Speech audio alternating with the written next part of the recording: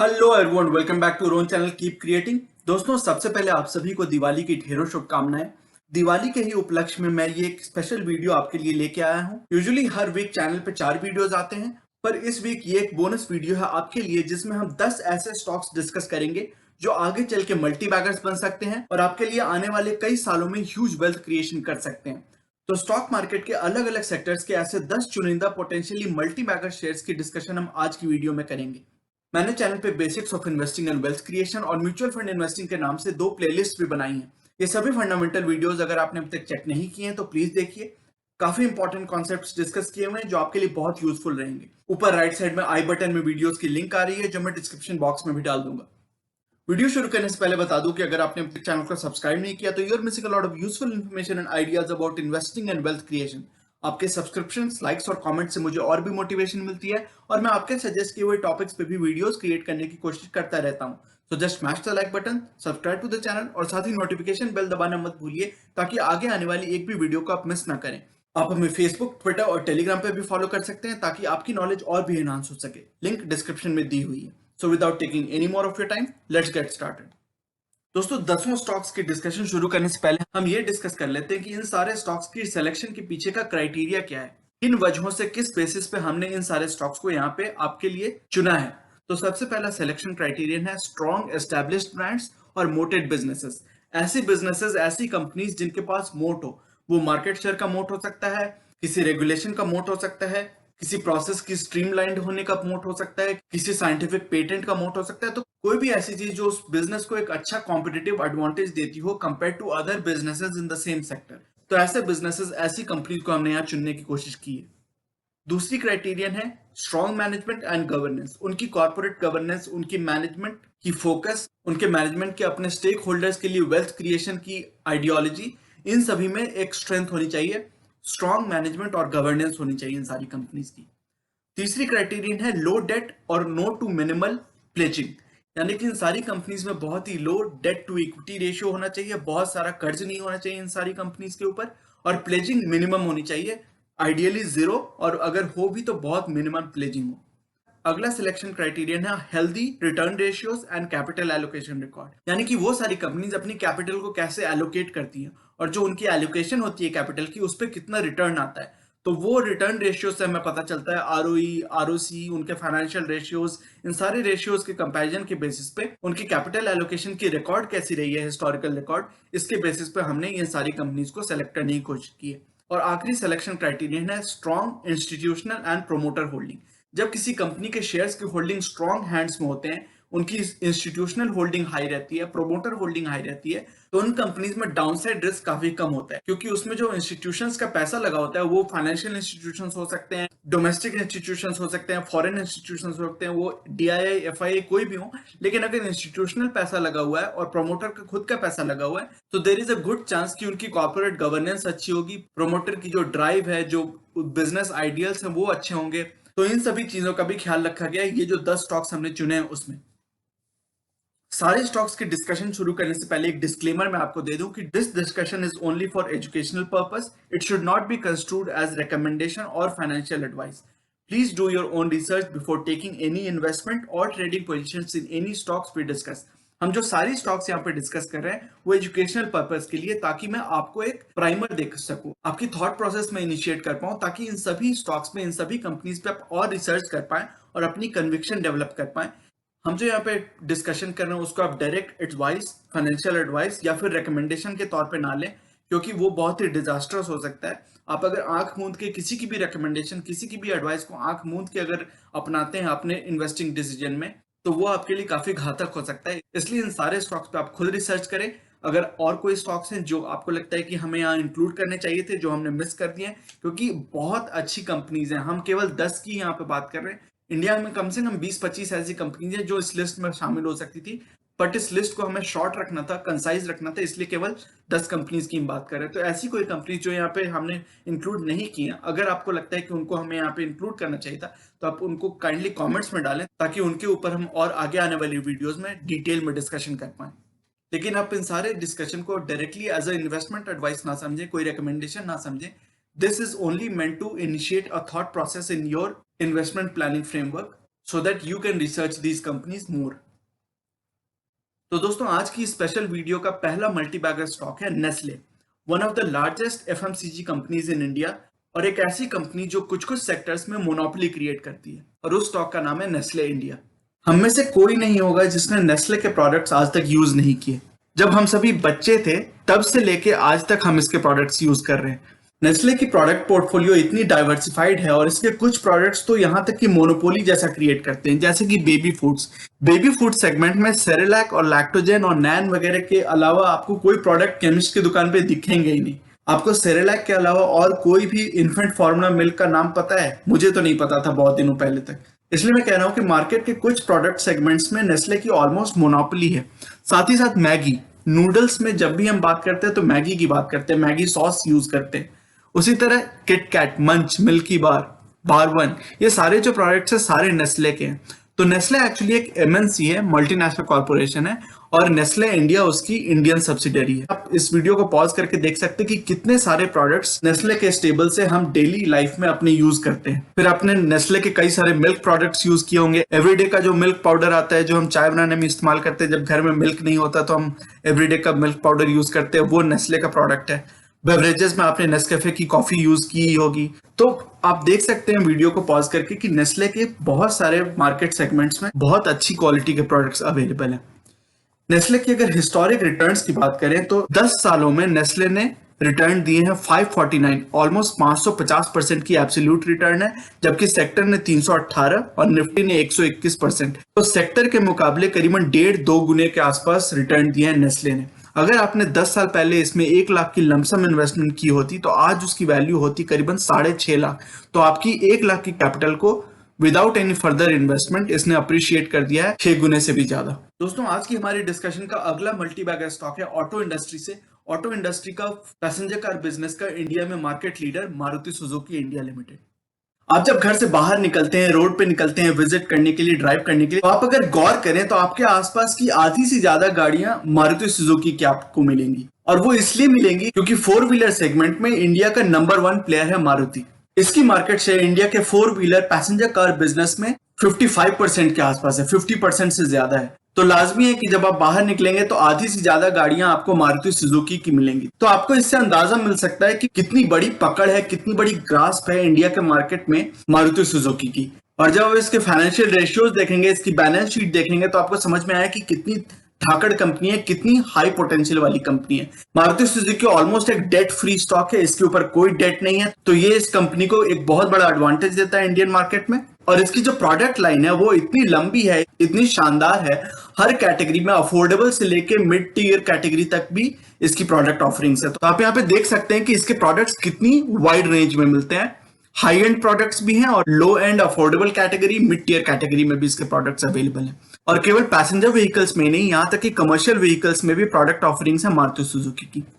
इसकी अगर historic price movement की बात करें तो करीबन 16 सालों में इस स्टॉक ने आपको करीबन 3000% के एब्सोल्यूट रिटर्न्स दिए हैं, जबकि सेक्टर ने करीबन 650% के और निफ्टी ने करीबन 750% के एब्सोल्यूट रिटर्न्स दिए हैं।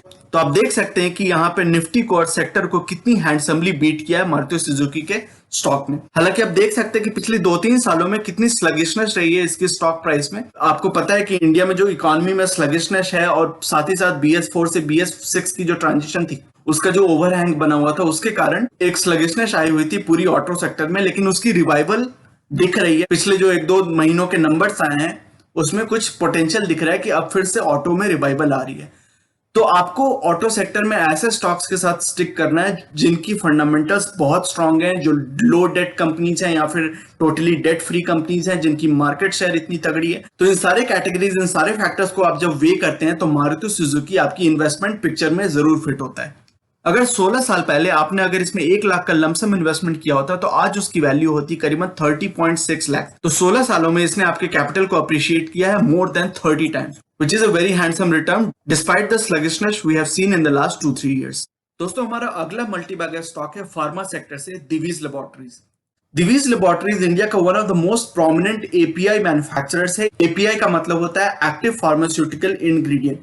तो ऐसी चीजें, ऐसी इंग्रेडिएंट जिसके बिना कोई एक जो ड्रग है, कोई एक फार्मा प्रोडक्ट है, वो अपने इफेक्ट नहीं दिखा सकता जब तक कि वो एक्टिव इंग्रेडिएंट उसमें ना डाला जाए। तो वो एक्टिव इंग्रेडिएंट बनाने वाली वैसे तो बहुत सारी कंपनीज हैं, बट उनमें से सबसे बढ़िया कंपनी, सबसे साउंड फंडामेंटल्स और सबसे अच्छे रिटर्न रेशियोज वगैरह के फैक्टर्स पे जब आप कंपेयर करते हो तो मुझे लगता है कि Divi's laboratories one of the best players है एपीआई मैन्युफैक्चरिंग में इंडिया के अंदर। इसकी अगर लिस्ट ऑफ एपीआईज आप देख लें तो आप वीडियो पॉज करके पढ़ सकते हैं कि कितनी सारी एपीआईज ये मैन्युफैक्चर करता है, केवल इंडियन कंपनीज के लिए ही नहीं बल्कि बाहर की ग्लोबल कंपनीज के लिए भी। तो डिवीज लेबोरेटरीज ग्लोबल स्केल पे एक बहुत ही बड़ा एपीआई मैन्युफैक्चरर है। इसके कई सारे फ्लैगशिप प्रोडक्ट्स यहाँ पे लिखे हुए हैं जो आप यहाँ पे पढ़ सकते हैं। साथ ही साथ ये केवल एपीआई में ही नहीं, बहुत सारे न्यूट्रिशनल प्रोडक्ट्स भी बनाता है जिसको ये कंपनी कहती है न्यूट्रास्यूटिकल्स। तो ये nutritional products in the pharmaceutical sector बनाता है, इसलिए उसको न्यूट्रास्यूटिकल्स ये कहते हैं। पूरी वर्ल्ड में, मैं केवल इंडिया की बात नहीं कर रहा हूं, मैं पूरे ग्लोबल स्केल पे जब आप बात करते हैं तो जितने भी पेन किलर्स बनते हैं पूरी दुनिया के अंदर, उसमें 66% of APIs Divi's laboratories provide करती है कंपनीज को। और ये केवल एक कंपनी इसकी क्लाइंट नहीं है, यूएस की companies, north America, south America, Europe की कंपनीज, चाइना की कंपनीज, जापान और कोरिया की कंपनीज और फिर इंडिया की कंपनीज तो हैं ही। तो मतलब ऑल ओवर द वर्ल्ड, ये तो मैंने कुछ ही देश और कुछ ही कॉन्टिनेंट्स की बात की है, all over the world different companies इसकी क्लाइंट है। और पूरी वर्ल्ड की जो पेन किलर्स है उसका 66% एपीआई डिवीज लेबोरेटरी प्रोवाइड करती है, और डिफरेंट जो कॉफ सिरप्स होते हैं उसकी 40% एपीआई मैन्युफैक्चर और प्रोड्यूस करती है डिवीज लेबोरेटरीज। तो इन नंबर से आपको अंदाजा लग सकता है, जस्ट एक इंडिकेशन मिल सकता है कि कितनी लार्ज स्केल की कंपनी है। एपीआई बनाने वाली one of the most prominent global players है और इंडिया की बेस्ट प्लेयर है in terms of API manufacturing. Divi's laboratories की अगर हिस्टोरिकल प्राइस मूवमेंट की बात करें, हिस्टोरिकल प्राइस रिटर्न्स की अगर बात करें, तो 16 सालों में इस स्टॉक ने करीबन आपको 6000% के रिटर्न्स दिए हैं, एब्सोल्यूट रिटर्न्स, जबकि सेक्टर ने 600%, 650% और निफ्टी ने करीबन 700% के एब्सोल्यूट रिटर्न्स दिए हैं। तो आप देख सकते हैं कि सेक्टर और निफ्टी से करीबन 10 टाइम्स रिटर्न्स दिए हैं इन 16 सालों में। आपने अगर 16 साल पहले अगर इसमें 1 लाख का लमसम इन्वेस्टमेंट किया होता और उसके बाद कोई इन्वेस्टमेंट नहीं करी होती, बस उस लमसम को अगर वहां पे इन्वेस्ट करके छोड़ दिया होता, तो आज के डेट में उसकी वैल्यू होती 59.1 लाख। तो आपके कैपिटल को करीबन 60 टाइम्स अप्रिशिएट कर दिया है इन 16 सालों में। तो 16 ईयर्स में इसने 60 टाइम्स आपकी कैपिटल अप्रिशिएशन करके दी है। दोस्तों, हमारी आज की डिस्कशन का अगला मल्टी बैगर स्टॉक है ट्रैवल एंड टूरिज्म से रिलेटेड एक small cap stock, VIP industries. VIP industries luggage sector में, और लगेज में केवल सूटकेसेस ही नहीं, ब्रीफ केसेस ही नहीं, बल्कि बैकपैक, बैग्स, डफल बैग्स, तो ये सारे तरह के जो भी लगेज रिलेटेड प्रोडक्ट्स होते हैं, गुड्स होते हैं, वो सारी चीजें मैन्युफैक्चर करती है वीआईपी इंडस्ट्रीज। और हम आप हर एक को इन सारे ब्रांड्स का जरूर पता होगा। आप देख सकते हैं कितने सारे ब्रांड्स हैं इसके। वीआईपी तो अपनी जो ब्रांड है वो है ही, फिर स्काई बैग्स के आपको डफल बैग्स, बैकपैक्स वगैरह आ जाते हैं, एरिस्टोक्रेट के ब्रीफ केसेस आ जाते हैं। कपरीज जो है इसका मोस्टली फीमेल ऑडियंस से रिलेटेड ब्रांड है, फीमेल ऑडियंस को केटर करने के लिए इसकी कपरीज वाली ब्रांड है। फिर कार्लटन, अल्फा, ये सारे ब्रांड्स इसके अंदर आ जाते हैं, ये सारे वीआईपी के ही ब्रांड्स हैं।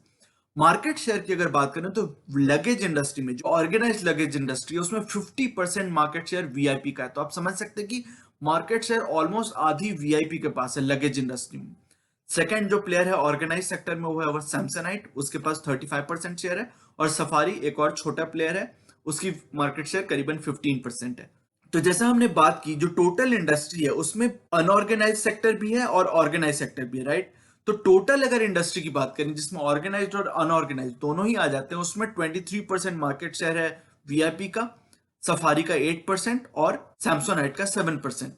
और अदर में, जिसमें कि यहाँ पे फिर से रिक्लासिफाई करके बताया हुआ है, अदर यानी कि अनऑर्गेनाइज सेक्टर मिला के और जो छोटे प्लेयर्स हैं उनको मिला के 62% का मार्केट शेयर है। और इस 62% में 60% अनऑर्गेनाइज्ड है और 2% डेल्सी, हम, टॉमी हिलफिगर जैसे जो छोटे ब्रांड्स हैं उनके प्रोडक्ट्स आ जाते हैं। तो आप देख सकते हैं कि कितना बड़ा स्कोप है अभी भी वीआईपी और अच्छी जो कंपनीज है सैमसंगाइट, सफारी वगैरह, उनको ग्रो करने का कितना बड़ा साइज मिला हुआ है, कितनी बड़ी स्कोप है उनकी आगे अगर ग्रो करना चाहते हैं तो। क्योंकि ये अनऑर्गेनाइज से ऑर्गेनाइज का जो शिफ्ट होगा, और ये होना पक्का है, स्पेशली आफ्टर कोविड, हमें ये जो शिफ्ट है वो और भी एक्सेलरेट होता हुआ दिखेगा। क्योंकि जो छोटी कंपनीज हैं, एसएमईज हैं या छोटी माइक्रो लेवल की कंपनीज हैं, उनकी प्रोडक्शन, उनके बिजनेस पे बहुत बड़ा भी असर पड़ने वाला है। जो कंपनीज अच्छी कैपिटलाइज नहीं है, जिनकी डेट टू इक्विटी रेशियो बहुत हाई है, उन पे बहुत बुरा असर पड़ सकता है, जिसके कारण मार्केट कंसोलिडेशन में दिख सकता है और वीआईपी जैसी स्ट्रॉन्ग फंडामेंटल्स वाली कंपनीज, लो डेट वाली कंपनीज या फिर डेट फ्री कंपनीज बहुत अच्छी मार्केट शेयर कैप्चर कर सकती हैं इन द कमिंग ईयर्स। अब केवल आप जैसे आपको पता होगा कि बहुत सारे हमारे लोग वो एयरलाइन इंडस्ट्री में, जो हमारी एविएशन इंडस्ट्री है, उसमें इन्वेस्ट करना चाहते हैं क्योंकि उसकी ग्रोथ अच्छी खासी दिखती है उन्हें इंडिया के अंदर। और वो बात सच भी है। इन टर्म्स ऑफ वॉल्यूम जरूर एयरलाइन इंडस्ट्री में अभी भी काफी स्कोप है इंडिया में ग्रो करने का, क्योंकि इंडिया में अभी भी पेनिट्रेशन एयरलाइन ट्रैवल का काफी कम है। तो उस हिसाब से ग्रोथ जरूर आ सकती है। बट आपको अगर एयरलाइन इंडस्ट्री और एविएशन इंडस्ट्री, मैं प्रेफर नहीं करता क्योंकि उसमें वॉल्यूम्स तो अच्छे आते हैं बट प्रॉफिटेबिलिटी की ग्रोथ अच्छी नहीं दिखती है। उसमें मार्जिन्स बहुत कम होते हैं, बहुत कट थ्रोट कंपटीशन होता है, ऑन टाइम सर्विस की प्रेशर होती है, तो बहुत सारे प्रेशर्स होते हैं जिसके कारण प्रॉफिट मार्जिन्स बहुत थिन होते हैं, बहुत कट थ्रोट कंपटीशन होता है। आप यूजुअली ऐसी फ्लाइट में जाना चाहते हैं जो सबसे सस्ती आपको मिल रही हो, तो बहुत कंपटीशन होता है। वो उस तरह का कंपटीशन आपको लगेज इंडस्ट्री में नहीं मिलेगा। तो आप अगर एयरलाइन इंडस्ट्री या फिर ट्रैवल इंडस्ट्री पे भी अगर पैसिव प्ले करना चाहते हैं, ये जो यहाँ पे चार्ट में आप देख पा रहे हैं, passive play on air passenger traffic, तो अगर आप एयरलाइन इंडस्ट्री की भी ग्रोथ देखते हैं, उसको एंटिसिपेट करना चाहते हैं और उसका फायदा उठाना चाहते हैं थ्रू इन्वेस्टिंग, तो लगेज इंडस्ट्री में इन्वेस्ट करके भी आप उसके फायदे उठा सकते हैं। आप देख सकते हैं कि कैसे एयर ट्रैफिक धीरे धीरे बढ़ती जा रही है इंडिया के अंदर, जो यहाँ पे आप बार चार्ट्स में देख रहे हैं। इंडिगो, जो इंटरग्लोब एविएशन इंडिगो कंपनी है, उसकी जो ट्रैफिक वॉल्यूम है वो कैसे बढ़ती जा रही है, ये आप यहाँ पे देख रहे हैं। और कैसे वीआईपी इंडस्ट्रीज की सेल्स भी उसी के हिसाब से बढ़ती जा रही है। तो आप इससे अंदाजा लगा सकते हैं कि अगर आप एविएशन इंडस्ट्री पे भी प्ले करना चाहते हैं, पैसिव प्ले, उसका फायदा उठाना चाहते हैं, तो जरूरी नहीं है कि आप एविएशन इंडस्ट्री में ही इन्वेस्ट करें। आप लगेज इंडस्ट्री, जिसका कि बहुत अच्छा प्लेयर है, फंडामेंटली स्ट्रॉन्ग प्लेयर है वीआईपी, आप इसमें इन्वेस्ट करके भी वही फायदा उठा सकते हैं, उसी ग्रोथ का आप यहां पे भी फायदा उठा सकते हैं। तो ये चार्ट वो आपको दिखा रहा है। उसी तरह इसके जो अलग अलग ब्रांड्स हैं कब एस्टैब्लिश हुए थे और उनकी क्या ब्रांड पोजीशनिंग है, यानी कि वो किस ऑडियंस को क्रिएटर करना चाहते हैं, किस मार्केट सेगमेंट को कैटर करना चाहते हैं, वो आप वीडियो पॉज करके आराम से यहाँ पे पढ़ सकते हैं। अलग अलग ब्रांड्स के यहाँ पे इंफॉर्मेशन दी हुई है कि वो ब्रांड्स किसको कैटर कर रहे हैं। और जैसा हमने ये बात करी कि ओवरऑल मार्केट शेयर की बात करी कि ऑर्गेनाइज सेक्टर में 50% मार्केट शेयर है और ओवरऑल की बात करें तो 23% मार्केट शेयर है। और जब अनऑर्गेनाइज से ऑर्गेनाइज में ये शिफ्ट होगी, कोविड के बाद वो एक्सेलरेटेड शिफ्ट होगी, तो इसका फायदा वीआईपी जैसे प्लेयर्स को जरूर मिल सकता है। अपनी 21 साल की लिस्टिंग हिस्ट्री में वीआईपी इंडस्ट्रीज के स्टॉक ने आपको ऑलमोस्ट 5,500% के एब्सोल्यूट रिटर्न्स दिए हैं, 5677% के एब्सोल्यूट रिटर्न्स दिए हैं। सेक्टर ने दिए हैं 383 यानी ऑलमोस्ट 400% के रिटर्न्स, और निफ्टी ने दिए हैं करीबन आपको 1100% के एब्सोल्यूट रिटर्न्स।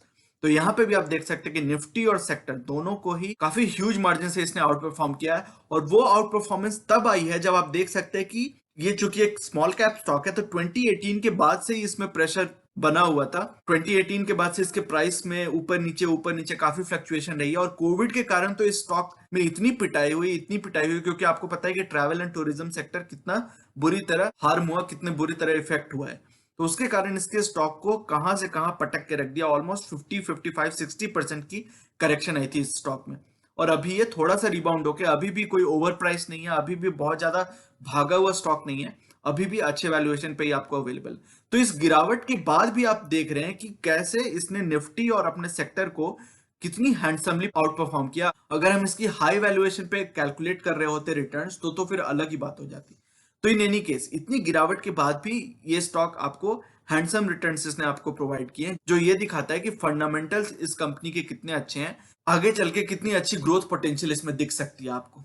21 साल पहले आपने अगर 1 लाख का लमसम इन्वेस्टमेंट इसमें करा होता, तो आज इस 5600-5700 के एब्सोल्यूट रिटर्न्स के बेसिस पे आपके कैपिटल की वैल्यू अप्रिशिएट होके हो गई होती करीबन 58 लाख के आसपास, 57.7 लाख। तो ये आपको दिखाता है कि कितनी शानदार रिटर्न्स इस स्मॉल कैप स्टॉक ने आपको दिए हैं over the past couple of decades. दोस्तों, हमारी आज की डिस्कशन का अगला मल्टीबैगर स्टॉक है एचडीएफसी बैंक। कोई भी मल्टीबैगर्स की लिस्ट, मल्टीबैगर स्टॉक्स की लिस्ट एचडीएफसी बैंक के बिना अधूरी है। इंडिया का सबसे अच्छा बैंक, सबसे वेल रन, सबसे well governed bank HDFC bank. Market capitalisation के हिसाब से इंडिया का सबसे बड़ा बैंक है ये, और प्राइवेट बैंकों में सबसे रेप्यूटेड, सबसे अच्छी सिस्टम्स और ऑपरेशंस वाला ये बैंक है। जैसा कि हमने जब एचडीएफसी बैंक की डीप फंडामेंटल एनालिसिस की थी, उस वीडियो की भी लिंक मैं यहाँ पे डाल दूंगा, आप उसमें भी चेक कर सकते हैं। हमने काफी सारे मेट्रिक्स, काफी सारी रिटर्न रेशियोज, काफी सारे फंडामेंटल रेशियोज की बात की थी और सारे एंगल्स से इसको एनालाइज करके हमने समझा था कि एचडीएफसी बैंक इंडिया का बेस्ट बैंक क्यों है। एचडीएफसी बैंक की जो बिजनेस है वो ब्रॉडली 3 सेक्टर्स में बटी हुई है। रिटेल बैंकिंग, यानी हमारे आपके जैसे जो रिटेल कस्टमर्स होते हैं वो जो सर्विसेज यूज करते हैं बैंक की, उसे रिटेल बैंकिंग में काउंट किया जाता है। होलसेल बैंकिंग यानी कि कंपनीज, बिजनेसेस और कंपनीज जो अपने अकाउंट्स रखती हैं बैंक में, मेंटेन करती हैं, उसे होलसेल बैंकिंग में रखा जाता है। और ट्रेजरी का मतलब होता है कि जो कॉर्पोरेशन होती हैं या बिजनेसेस होते हैं, उनकी जो इन्वेस्टमेंट्स होती हैं और उनके जो फॉरेक्स रिजर्व्स या कोई भी treasury investment, security related investment होती है, वो ट्रेजरी में काउंट होता है। तो इन तीनों में ही एचडीएफसी बैंक एक बहुत बड़ा प्लेयर है। मिस्टर आदित्य पुरी बहुत ही रेस्पेक्टेड फिगर है इंडियन कॉर्पोरेट फ्रेटर्निटी में, और जब से इस बैंक की एस्टेब्लिशमेंट हुई 1994 से मिस्टर पुरी एचडीएफसी बैंक के मैनेजिंग डायरेक्टर रहे हैं। और इसके बाद एचडीएफसी बैंक की रेंज संभालने वाले हैं शशिधर जगदीशन जी।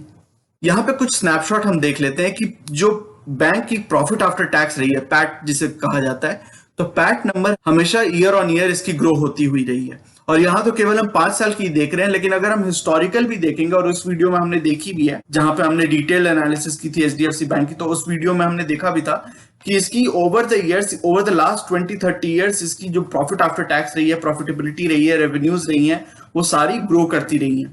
तो बहुत ही one of the healthiest businesses है बैंकिंग सेक्टर में एचडीएफसी बैंक का।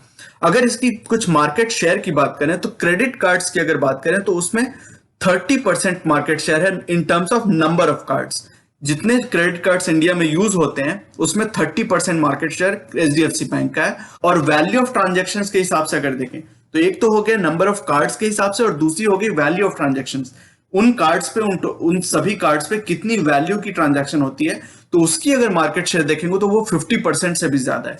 तो इसका मतलब है कि काफी सारी हाई वैल्यू ट्रांजैक्शंस होती हैं एचडीएफसी बैंक के क्रेडिट कार्ड्स पे। और इसकी मार्केट कैपिटलाइजेशन, जैसे मैंने कहा कि इंडिया की सबसे बड़ी मार्केट कैपिटलाइजेशन वाली बैंक है एचडीएफसी बैंक, और इसकी मार्केट कैपिटलाइजेशन सारे जो पीएसयू बैंक है इंडिया में, कंसोलिडेशन के बाद भी 6 या 7 पीएसयू बैंक हैं इंडिया में, उन सारों की मार्केट कैपिटलाइजेशन आप अगर कंबाइन भी कर दें, जोड़ भी दें, तो भी मार्केट कैपिटलाइजेशन एचडीएफसी बैंक का उन सभी से ज्यादा है जोड़ के। तो आप समझ सकते हैं कि ये किस स्केल का बैंक है, कितना बड़ा इसका नाम है और कितनी रेप्यूटेड बैंक है इंडिया के अंदर। इसकी अगर हिस्टोरिकल परफॉर्मेंस की बात करें कि इसने कितने रिटर्न्स दिए हैं over a very long period of time, तो 22 सालों की अपनी हिस्ट्री में इस स्टॉक ने, एचडीएफसी बैंक के स्टॉक ने आपको 17,000% का एब्सोल्यूट रिटर्न दिया है, 17,000% का। जबकि सेक्टर ने दिए हैं 1700%, करीबन 1800% के आसपास, और निफ्टी ने दिए हैं 1000% के एब्सोल्यूट रिटर्न्स। तो इसको जब आप सेक्टर और निफ्टी से कंपेयर करेंगे तो इन टर्म्स ऑफ मैग्नीट्यूड ये बहुत हाई रिटर्न परसेंटेज इसकी रही है। सेक्टर से करीबन 10 टाइम्स का रिटर्न दिया है और निफ्टी से करीबन 17 टाइम्स का रिटर्न दिया है। अगर आपने 22 साल पहले इसमें अगर 1 लाख की लमसम इन्वेस्टमेंट करी होती और उसको बस वहां पे छोड़ दिया होता विदाउट एनी फर्दर इन्वेस्टमेंट, तो आज की डेट में उसकी वैल्यू हो गई होती अप्रिशिएट होकर 1.7 करोड़। तो 22 सालों में इसने आपके कैपिटल को करीबन 170 टाइम्स अप्रिशिएट कर दिया है। तो बहुत ही शानदार, बहुत ही कंसिस्टेंट। आप देख रहे हैं कि इसकी परफॉर्मेंस कितनी कंसिस्टेंट रहती है, despite being from the BFSI sector, इसकी कंसिस्टेंट परफॉर्मेंस रहती है year on year, quarter on quarter. और इसने आपके कैपिटल को क्या शानदार तरीके से अप्रिशिएट किया है, कितनी धाकड़ परफॉर्मेंस रही है इसकी ओवर द पास्ट 20-25 ईयर्स। दोस्तों, आज की वीडियो को हम यहीं तक लिमिट करते हैं, अदरवाइज वीडियो काफी लंबी हो जाएगी और मैं ये नहीं चाहता कि आप ऐसी इंपॉर्टेंट डिस्कशन में बोर्ड फील करें। अगली वीडियो, जो कि इसी वीडियो का पार्ट 2 होगा, उसमें हम अपनी डिस्कशन को कंक्लूड करेंगे और मैं आपके साथ अपनी ओवरऑल थॉट्स भी शेयर करूंगा। So definitely make sure to watch part 2 of this video. अगर आज की वीडियो कंटेंट आपको पसंद आया है तो वीडियो करें लाइक। अगर आपको लगता है कि इस इंफॉर्मेशन से किसी की मदद हो सकती है तो इसे अपने दोस्तों और फैमिली मेंबर्स के साथ शेयर करें और चैनल को करें सब्सक्राइब। मिलते हैं अपने अगली वीडियो में एक और टॉपिक के डिस्कशन के साथ। तब तक के लिए take care and see you soon. Bye bye.